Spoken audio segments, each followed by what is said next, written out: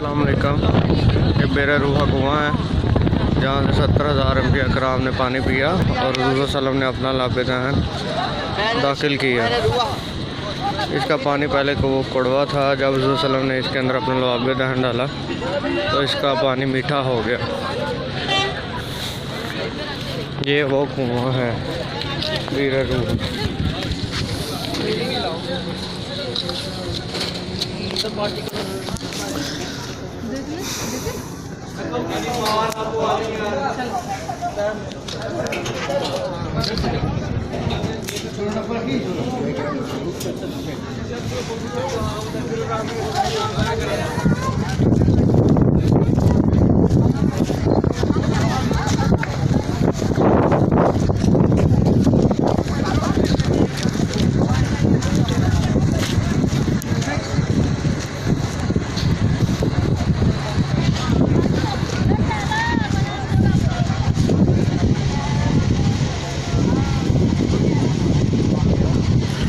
ये सारा जो कुआँ है, यहाँ पे कुआँ भी है बئर रूहा, इसको बئर शिफा भी कहते हैं।